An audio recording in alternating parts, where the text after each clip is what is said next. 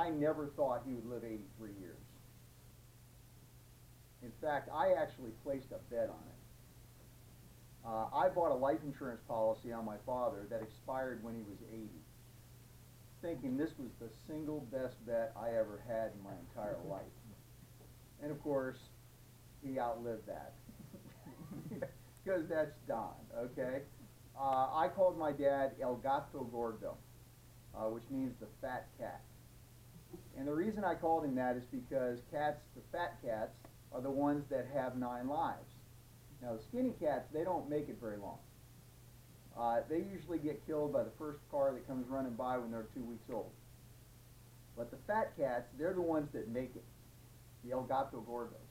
And they're the ones that survive. And I can tell you that in my dad's case, his was just a litany of reasons he should have been in that box a long time ago. I remember when I was a young boy, he was driving a Vespa up in Massachusetts, and he went through this circle, and somebody cut him off, and the next thing he knew, he was headlong over the car, flying over the car as the Vespa got run over by the car, and he ended up with some broken bones and a couple of little fractures or something, but didn't get killed. Should have gotten killed. Would have killed the normal person. He looked like a war veteran. It was just crazy stuff. I mean, and then he went through this whole midlife crisis where, heck, all the crazy things he did from the time he was 40 until he was 60, something should have killed him, but it didn't. Then he had this massive heart attack when he was 62. He was in Stewart. He was working with me, and he had this massive heart attack. And I remember he was laying on the gurney in the emergency room, and this doctor, his name was Dr. Blues, comes over to me and he says, "Well, Mr. White," he says, "your mom is hysterical." We couldn't imagine that. "And your mom is hysterical. She doesn't know what to do. This man needs to have emergency TPA treatment." Back in those days, they used to take these long needles and shoot your heart with a bolt of adrenaline if they couldn't get you open fast enough to be able to do any kind of angioplasty. And so I said, "Well, do it." And so he did. He, boom, and all of a sudden, man, he came back to life. It was like resurrection. It was awesome. And I thought Lazarus had just come back. It was amazing. And so he survived that. And then a couple of years later, he got prostate cancer. 67, I think he was when he got prostate cancer. He gets prostate cancer, and has his entire prostate removed, and goes through all this treatment and so forth. Should have killed him. It didn't. No, he survived that. Then he had this thing called A-flutter, I think is what it's called, right? A-flutter or A-fib, whatever, A-fib, A-flutter, A-something, okay? And his heart just wasn't working right, and so just, fibrillations and all this other kind of stuff. So they just slapped a little pacemaker in him, tuned that thing up, and boom, he's going 70 beats a minute just like that, clockwork, And then, of course, I think he was about 80 years old. He falls off the roof. And I remember I asked him, "Why did you fall off the roof?" He said, "Well, I was taking down Christmas decorations." I said, "Well, why were you taking down Christmas decorations?" He said, "Because I put them up." I thought, well, that's pretty cool, But as a result of that, they do a chest X-ray and they find out he's got lung cancer. Well, they cut out half of his, or a third of his lung actually, and survived that. Of course, then it came back, and you can see that 9 lives is pretty much the extent, but he lived them out, all 9 of them. Now I don't know if I counted off 9 there or not. It was close enough for government work, but the truth is that that's kind of what he was all about. And when I think about in my own life, how much my dad helped me.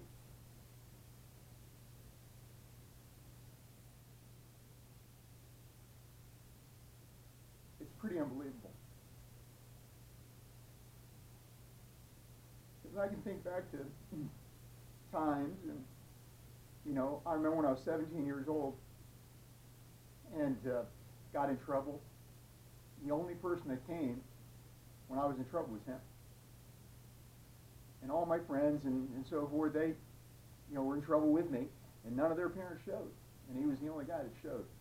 And that meant an incredible amount to me. And it has always stuck with me. And so throughout my life, we've had this, kind of weird relationship. Wait, tell them about when you drove the car through the house. Oh yeah, yeah. That was probably the best. Let's be real. I was Who 12 years, took the hit? I was 12 years old. Yeah, this is good. This is actually, I completely forgot about that one. I'm so glad you brought that up. I was 12 years old, and I decided that I needed to drive my mom's car. My mom had this 1966 Oldsmobile 98. Fancy. Which, by the way, was as big as this room. Sucker was huge. And so I had plotted this whole thing out in my brain as to how I was going to drive this car. Do you know the story, Tom? Paper out. Oh, this is great. So I'm 12 years old, and I went and I stole my dad's keychain one day. And I took the keys for the Oldsmobile 98 off his keychain. I then drove down on my bicycle, down to the local place where they make keys, a hardware store or whatever. I went down there and I had the keys made up, so now I had the keys. Okay? Now I had to wait for my opportunity. So I got the keys and I waited for an opportunity, and then it was one day my mom's car was parked out front. Dad was away, my mom wasn't there, I don't know where she was, everybody, and I decided I'm going to drive the car. So I went outside, I cranked that puppy up, and I turned it on, I pulled out into the driveway, and I got out onto the main road. We lived on this main road called 18th Avenue, which was like the main drag. And so I hung a right, and I went down a couple of blocks, and I hung a left, and I went down a few blocks, and I hung another left. And you stopped me. I saw you. And you Did said, you? you want to ride? And I said, no. No. There you go. Okay, I don't remember that, but that's cool. I walked home, and there it was. So I get down, and I'm going down 56th Street, and I go down there, and I get down to 18th Avenue, and I make my first really important left-hand turn in my entire life, right? I got to make a left-hand turn into traffic. I pull it off, man. I pull this left-hand turn, and I'm feeling pretty good about myself. I got this big old boat. I'm driving, 12 years old. And, which is really interesting, because my kids are 12 years old right now. I'm thinking, there's no way that dude can drive a car. So I'm driving this car, but there's this guy, like, right on my bumper. And I'm going about 30 miles an hour, and this guy's, like, right on my bumper. And now I got to make the right-hand turn into the house, but I don't know how exactly to do it. Do I slam on the brakes? Do I slow down? Do I do this? I'm not really sure, and I got all these thoughts going through my brain. But this guy's, like, right on my bumper, man. He's like, at least I thought he was. And then, so I got to make this right-hand turn, and so boom, I make the right-hand turn. Well, when I made the right-hand turn, I didn't hit the brake. I just made the right-hand turn. I hit the swale we had this big swale on our driveway, and it went boom and straight up. And I hit the swale, and I went flying, and all of a sudden the car went airborne. And when it went airborne, I still didn't know what to do, so I just held on as this thing went right into my bedroom. Boom! This big explosion. Which I happen to be in. Whatever. So I go crashing into the bedroom. Bobby's bed. Thank God Bobby wasn't there because That we was hit. yours then. No, my bed was against that wall you went through. I Bob's was in the middle. Yeah, I thought we hit the one in the middle. Oh well, it doesn't matter. This is a long time ago. So I hit the wall, crashed into it. Our next door neighbor, Mr. D'Ambrosia, comes running out, and he sees this, and he's like, "What's going on?" The people across the street by this time have already called the police. Thank God they didn't have 911 in those days, because my dad wouldn't have beat him there. So, but Mr. D'Ambrosia thinks, I better call Mr. White. So he calls my dad. My dad's at his body shop, and my dad jumps in the car and comes rushing to the house. He walks in, and I'm sitting at the table in the kitchen eating Cheerios. Eating, Yeah, cereal. And then that's when I came in. and then my dad basically is like, what the hell just, went completely crazy, and which he had a tendency to do occasionally. And so he basically just he and took then, the hit for you. But just at that moment, the police showed up. And when the police showed up, he walked out and he says, officer, I can't believe what just happened. I pulled into the driveway, I lost control of the car, the brakes must have failed, I don't know, whatever, and boom, I hit my house. And the policeman says, well, you okay? And he said, yeah, my son's a little shaken up. And he goes, wow, that's pretty amazing. Well, I'm sorry, I'm glad everybody's okay. You have a great day, Mr. White. Boom, leaves. About that time, my dad basically got me, and I was in bad shape. So it was an amazing, he took the hit for me, man. And that's basically his personality. That was the thing. If there's one thing about my dad always took the hit for you. He always took the hit for you. Great thing about that story is he actually made money off the car. Yeah, that's true too. We didn't. Was there ever any doubt?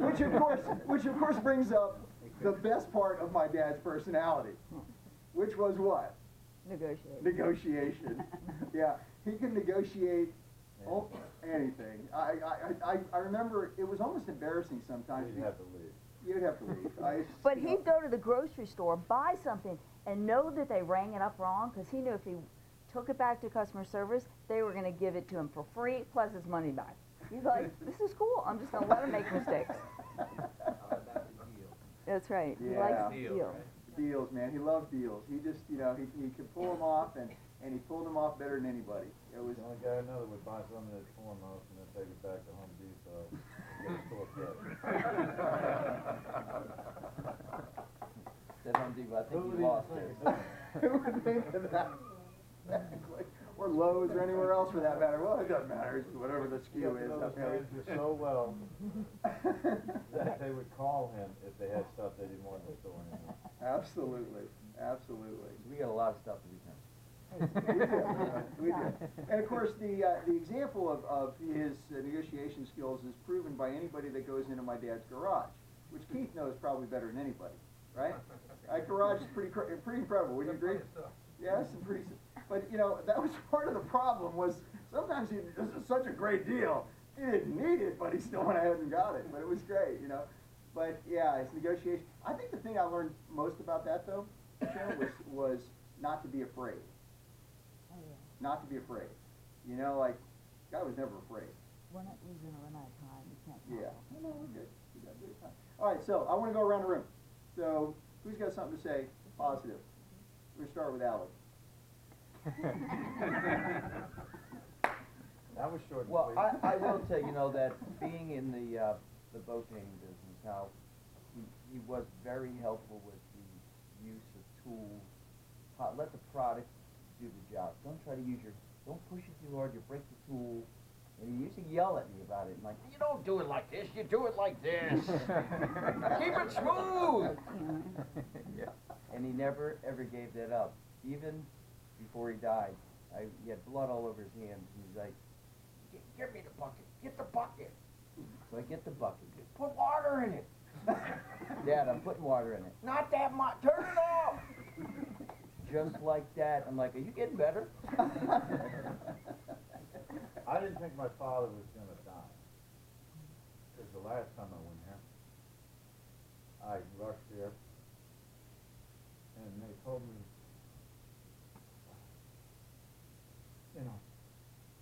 he had a couple weeks or something. And I got here, and he wasn't home.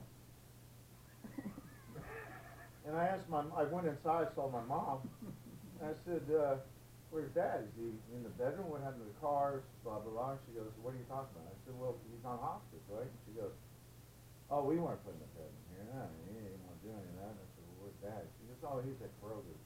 No, he quit hospice. He fired out. He fired him. Got him a high fire. I'm not dying. By the way, we were filling out his paperwork at the hospital. This is hysterical. Filling out his paper, thinking that we're going to be able to, at the last, you need hospice again, right? He actually wrote down on his stuff, I don't want hospice. That's right. Yeah, he did. Yeah, we saw that. I don't like them. I don't like hospice. He didn't want morphine either, but He got it. that much. Yeah.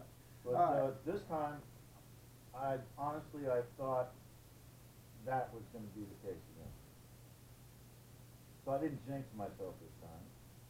And I didn't bring a suit or anything for a funeral. So this is all my dad, which is amazing he even fits me. A couple months ago it wouldn't have. But yeah. Yeah, he was like that. He was a cat. I worked with my dad all my life. Mhm. And my buddy Tom. Yeah. Austin, what do you got? Stress management. Dress man. Absolutely. Talk to me. Give me my gramps. I'll learn stress management real quick. To endure. I wasn't 10 years old. I knew how to handle stress. Whew. But I love that man. It's great to me. Without him and without Gary, I wouldn't be in the service today. Yeah. True. John, what about you, man?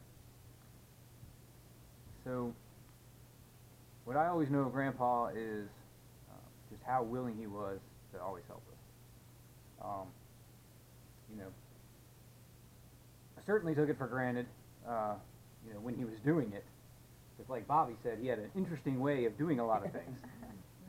But it didn't really matter because the end result was, you know, it doesn't matter who it is, if he even knows the person, you know, he's going to help it.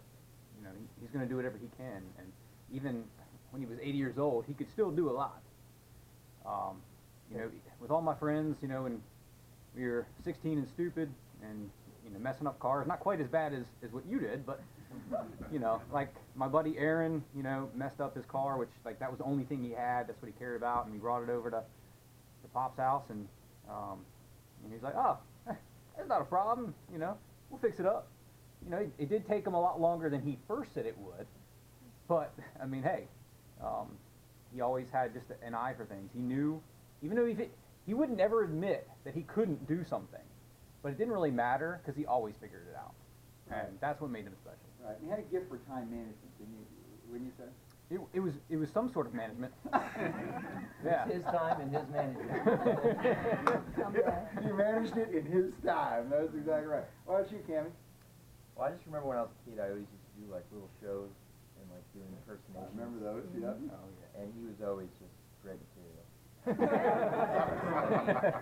Like, when in doubt, you just got to do a Grandpa Don impression. You just got to go, shut up! Guaranteed laugh. So, that was always gold. All right, but what about from this side of the room, huh? Keith, come on, buddy. Give me a Don story. A darn story. A Don story. Now, how do you I live guess in I the got town so like? much in the snow the other week, and stuck the car in. Oh yeah, I want to hear about that. I've heard the other version. I want to hear yours. I just looked out the window and I saw Don's car from the neighbors across the street yard, and I was like, what are you doing there? So whenever I asked Don, I said, what are you doing? Oh, I figured I'd go out. I said, where are you going? Oh, I don't know, but then I figured I was too deep in it. I couldn't turn around, so I ended up in their yard. I'm like, what are you doing? And Drove the car up. snow on the ground, he's Put still no trying to go boots. somewhere. Oh yeah. Yeah. Rumor was he was going for a donut. Yep. I don't know. Five from They must have had a donut. I got to think, living next door to Don White must have been an experience, though. Oh, I mean, and he was always great. And he had his own way.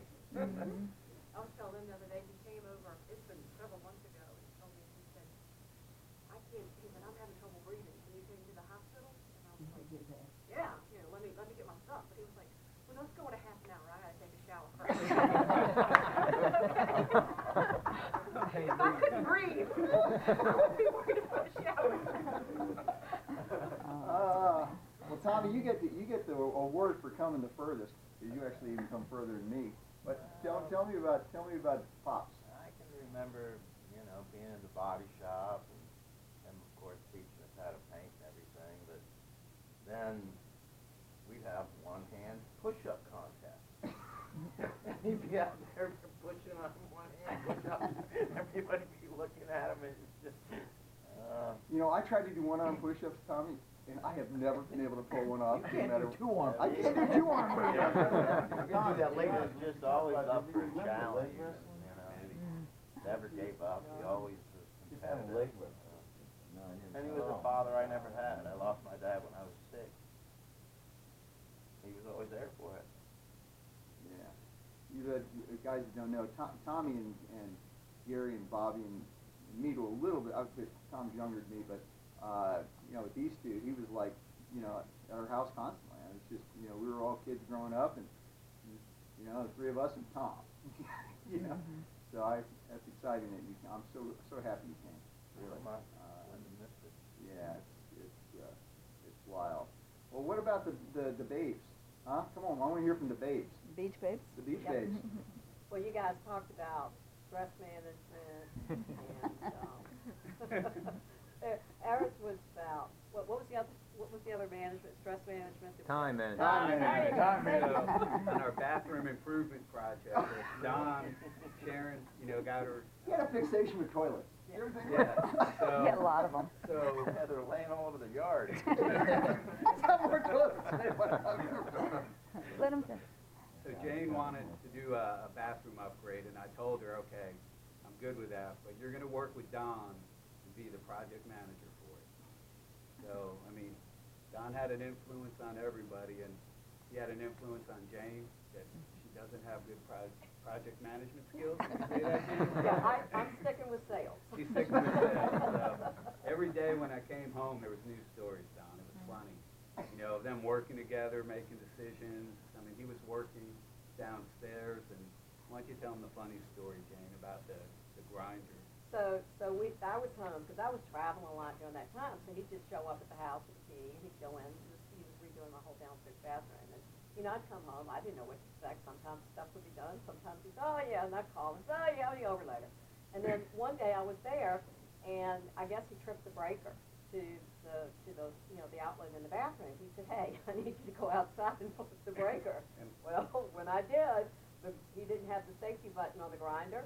Is that what it's called? Yeah, it was a 4.5-inch grinder for the tile. And he went, It was on. And he yelled, shut it off, and James in the garage. It went right across the tile that he laid. And the funniest thing about it was only one tile, and it was the one that was behind the sink. Right. And we told him, don't worry about So it. we left it. So we laughed it. We So- left it and laughed all the time. Whenever I looked at that tile, I thought about Don and Jane working on that project where it went Yeah. right across. yeah, so clearly I have no project management skills. So he did have an influence on Jane, positive. My dad's the only guy that would change the doorknob by the time he was done, because he built a new door. Yeah. My mother's had that kitchen, how many times did you redo that, Mom? 4 or 5 times? Every time I came back, it was new kitchen cabinets, it was new. How about the washer dryers? New stove, yeah. We all have one.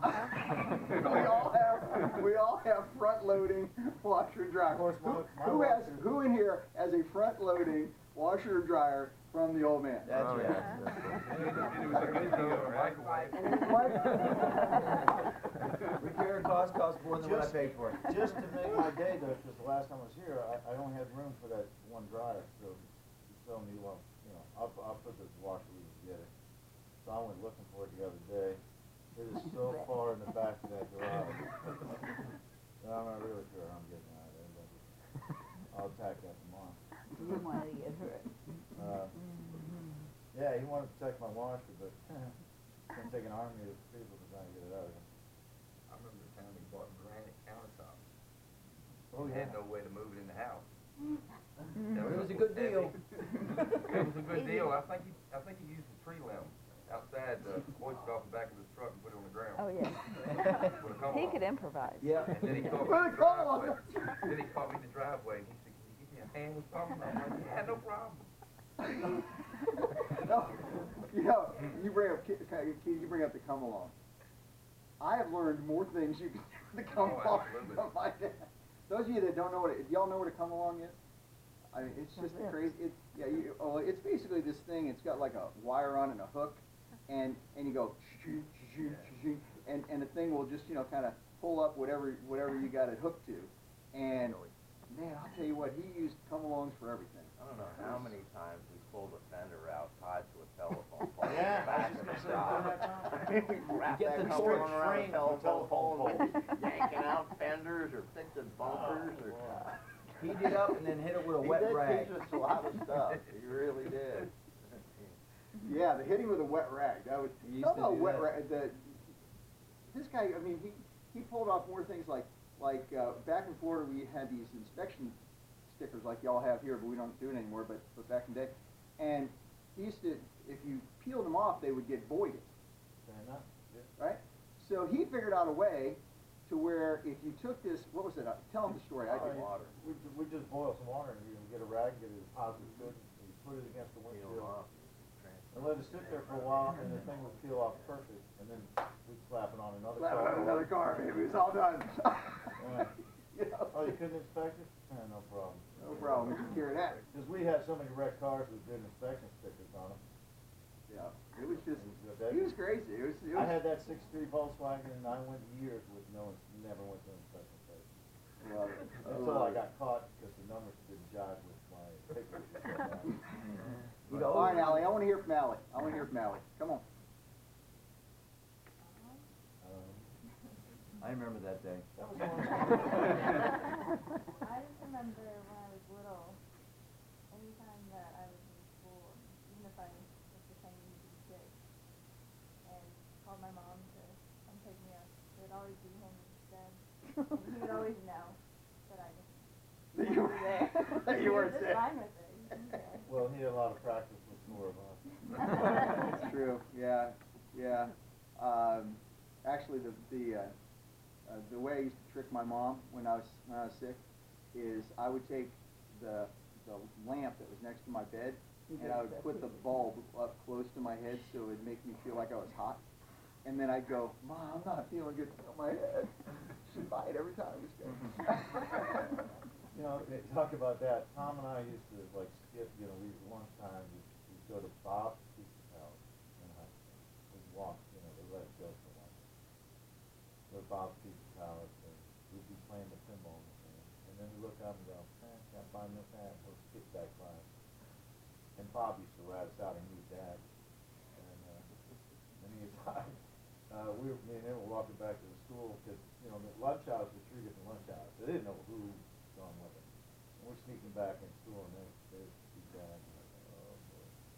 A couple times, he'd hightail it one way, and I tried. He caught us so many times through school. Or he took me up after school and take me straight back to that shop. Yeah. That was always the penance. Whenever you I did learned anything more bad, you about had to work body at the work shop.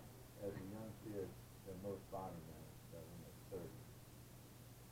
And I did a lot of good work. He was great at it. Great teacher. Yeah, yeah. Just communication skills were not good at No, all. he's screaming, hollering. You know, I just. No, his communication skills were great, actually. He got his point through. He just didn't want to hear it that way. But Stress management. yeah, it's You know, funny. nothing was ever good enough either. You know, you go, man, doesn't that look beautiful? And you go, that was a little bit to be desired. You know, later in life, He was a perfectionist. I'd watch him do stuff, you know, like when he got in his 70s and stuff, and so I started acting, man, there's a little bit to be desired, bro. You look at it. I painted a car at the shop, Yeah. and I got some runs in it, and he goes, oh, don't worry about it, Tom, just hose it down. When the owner gets here, he'll just do water on it. Wait a minute, you know what he said about One car, he just hose the water out. Oh, looks beautiful. He'd come back a couple days later, and there'd be runs all over it. I'm like, oh. How'd that happen? Yeah. He had runs on a car. I saw him spraying it. I'm like, Dad, it's running. He goes, oh, let me put more paint then. And the sag would go to the bottom. I'm like, that's cool. That technique I have used. Yeah. Let me tell you something, Don, the funniest thing I ever seen him do, though, he did his car, and it was a big rush, and he needed the money, so, you know, he was rushed with it. But back then we used lacquers. He cut through this black car, and you could see a white spot on the bumper. I mean, right above the bumper. They had chrome bumpers there. And I said, man, you gotta spot that back. I ain't got nothing. I ain't got nothing. I just walked away. And I came back over, and I looked, and the spot was gone. I picked up the car, and the car looked beautiful, but I didn't know what was going on. I don't know how you fixed that spot. I mean, something wasn't right. Guy came back the next day. He took shoe polish. Black shoe polish. I ended up repainting that car for that. Oh my But God. I'll never forget that. Yeah, black shoe polish, really? It was a good idea. Because I needed the money for the you know, they come back and say, It was a good idea. Michael, what were you gonna say? Yeah, I mean, the follow-up of the bathroom project, and like John said, I mean, all the fun stuff of working with him, but he was a true craftsman. I mean, he cared about his tools when he did the project. He was very much a perfectionist on it. You know, he was definitely during that week, as Shane knows, everybody who knows Don can appreciate, he did have a wealth of information definitely was not afraid to share some advice when you were talking. And there was, the whole week while I was going on, whatever we were talking about, he goes, oh, well, I can, help you with that or give you advice. I mean, he was a very smart man, and I think studious on what he learned, whether we went over to your house when he was working on Confederate history, whatever he, studied and wanted to know, he definitely was good at it. A lot of people never knew my father was, a flight engineer in the Navy. But Don thought he went to MIT. Yeah, No, no, no. I always thought he went to to MIT. the school down the street from MIT. I just found that, literally, I just found this It out was like on the same 2 weeks campus. ago. I did not know. I always got, he never actually said that he went to MIT, he just sort of implied it. But yeah, the MIT thing was one of those things. Jeff, I haven't heard from you, buddy. Come on, you ain't getting away with it without saying man, something. so many stories. Come on. So many things are just spot on. I mean, with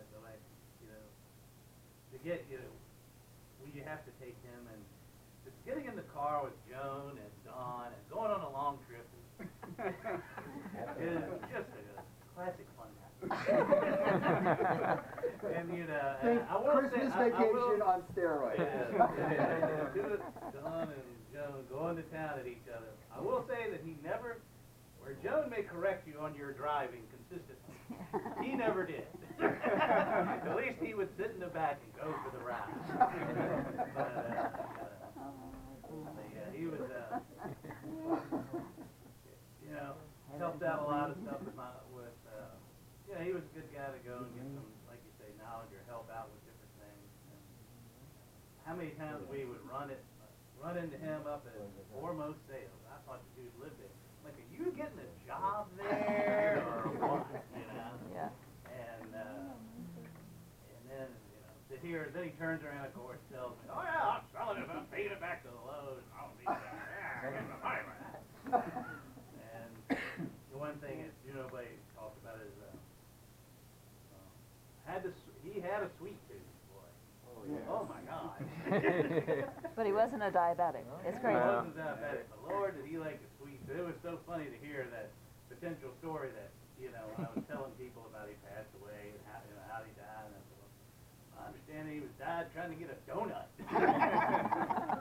He's in his, and the guy never wore socks, or he was always wearing those boat shoes. I could just see him, picturing him in those, brown boat shoes, walking through the snow trying to get a donut.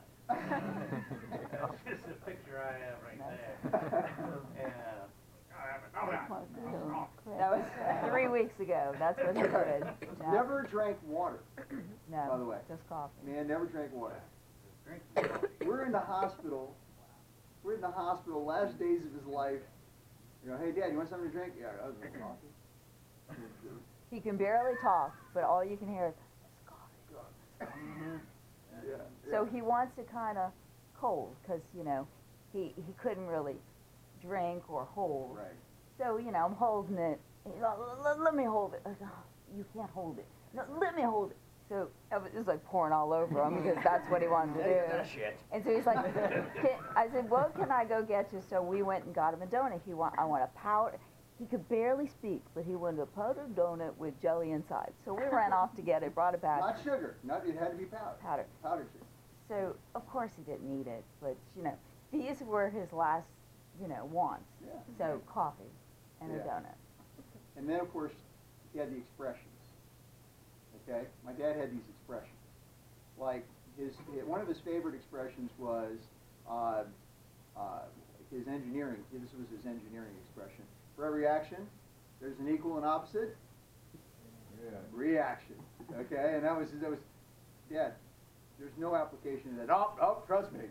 In this situation, you have to remember, for every action, there's an equal and opposite reaction. Okay, whatever. You gotta learn physics. Then when he found out I was real involved with ministry and teaching and all that kind of stuff, he said to me, he said, well, Donald, everybody wants to go to heaven, but nobody wants to die. He used to say that all the time. So, everybody wants to go to heaven, but nobody wants to die. And that's a true statement. Think about that for a little bit. Everybody wants to go to heaven, right? But but who wants to die? It was interesting.